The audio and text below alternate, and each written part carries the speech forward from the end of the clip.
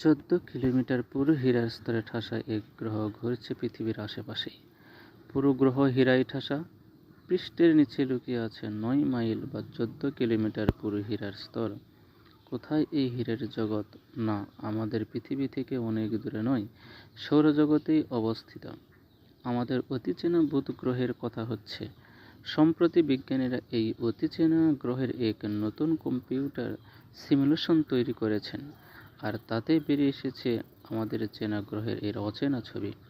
তাহলে কি এই হীরা খনন করে এনে পৃথিবীর সকল মানুষ বড়লোক হয়ে যাবে? না, সেই গুড়ে বালি।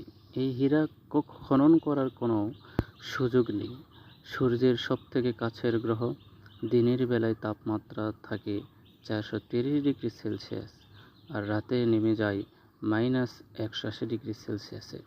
এই চরম তাপমাত্রার কারণে এই গ্রহের কাছাকাছিও যাওয়ার উপায় নেই। তবে এই হীরার পুরু স্তরের সন্ধান বুধ গ্রহের বেশ কিছু রহস্যের ব্যাখ্যা দিতে পারে বলে মনে করেছেন বিজ্ঞানীরা। বিশেষ করে এই গ্রহটির গঠন এবং এর অদ্ভুত চৌম্বক ক্ষেত্র সম্পর্কে অনেক রহস্যেরই সমাধান হয়েছে এই একটি সম্ভাবনায়। বুধের চৌম্বক ক্ষেত্র পৃথিবীর তুলনায় খুবই দুর্বল, তবে গ্রহটি আকারে এতটাই ছোট এবং ভূতাত্ত্বিক কোনো কার্যকলাপ না থাকায় গ্রহটিতেও কোনো চৌম্বকত্ব থাকার কথা নয়। গ্রহটির ভূপৃষ্ঠে একটি গাঢ় প্যাচ রয়েছে।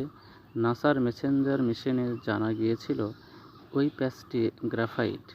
হীরা থাকার গবেষণাটি প্রকাশিত হয়েছে নেচার কমিউনিকেশনস জার্নালে।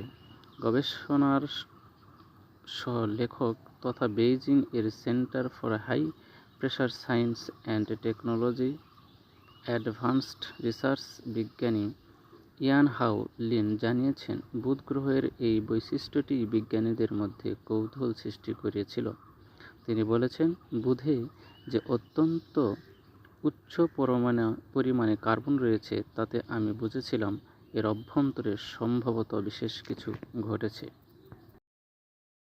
বুধের ভূপৃষ্ঠের নিচে কীভাবে হীরার এই পুরু স্তর তৈরি হলো? বিজ্ঞানীদের মতে বুধের অনেক কিছুরই বড় অদ্ভুত। তবে সৌরজগতের অন্যান্য গ্রহ যেমন উত্তপ্ত ম্যাগমার মহাসাগরে শীতল হয়ে জমাট বেঁধে তৈরি হয়েছে, বুধও একইভাবে তৈরি হয়েছে। তবে বুধের ক্ষেত্রে এই মহাসাগর ছিল সিলিকেট এবং কার্বনে ভরা। প্রথমে এর মধ্যে জমাটবদ্ধ হয়েছিল বিভিন্ন ধাতু। এভাবেই তৈরি হয়েছিল বুধ গ্রহের কোর অংশ, আর অবশিষ্ট ম্যাগমা গ্রহটির মধ্যম আবরণ এবং বাইরের ভূত্বকের মধ্যে স্ফটিকে পরিণত হয়েছিল। দীর্ঘদিন ধরে বিজ্ঞানীরা মনে করতেন ম্যান্টলের তাপমাত্রা এবং চাপে গ্রাফাইট গঠন করেছে কার্বন। এটি ম্যান্টলের থেকে হালকা হওয়ায় ভূপৃষ্ঠে ভেসে উঠেছে। তবে 2019 সালের একটি গবেষণা এই ধারণা অনেকটাই বদলে দিয়েছিল। জানা গিয়েছিল বুধের ম্যান্টল অংশটি আগেকার ধারণার থেকে অনেক বেশি গভীর। ফলে ম্যান্টল এবং কোরের মধ্যবর্তী অংশে তাপমাত্রা এবং চাপও অনেক বেশি হবে, যা কার্বনকে হীরের পরিণত করার মতো পরিস্থিতি তৈরি করতে পারে। এই সম্ভাবনাটি খতিয়ে দেখতে লোহা, সিলিকা এবং কার্বন সহ বেশ কয়েকটি রাসায়নিকের মিশ্রণ নিয়ে গবেষণা শুরু করেছিলেন বেলজিয়াম এবং চীনের গবেষকদের একটি যৌথ দল, যার নেতৃত্বে ছিলেন ইয়ান হাউ লিন।